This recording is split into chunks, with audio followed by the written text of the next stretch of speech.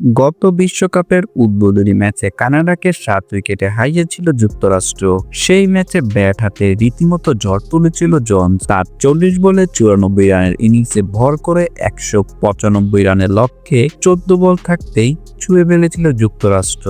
সেই বিশ্বকাপের দলটির অন্যতম পারফর্মার ছিলেন এই জন্স। বিশ্বকাপের 6 ইনিংস তার ব্যাট থেকে 40.5 গড়ে এসেছিল 162 রান। এই পারফরম্যান্সের সুবাদে বেশ কয়েকটি ফ্রাঞ্চাইজি লিগে খেলারও সুযোগ পাচ্ছেন তিনি। তবে এবারই প্রথম খেলছেন না বিপিএল এর গত আসরে তাকে দেখা গিয়েছিল রংপুর রাইডার্সের জার্সি গায়ে।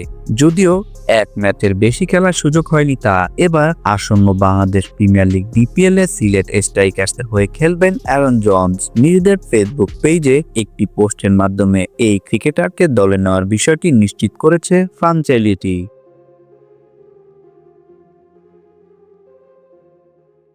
ভিডিওটি দেখার জন্য অসংখ্য ধন্যবাদ। নিত্য নতুন এমন ভিডিও পেতে হলে আমাদের চ্যানেলের সঙ্গেই থাকুন, সাবস্ক্রাইব করুন, ভালো লাগলে অবশ্যই লাইক করুন। ভিডিও সম্পর্কে যে কোনো মন্তব্য করতে পারেন আমাদের কমেন্ট বক্সে। ধন্যবাদ।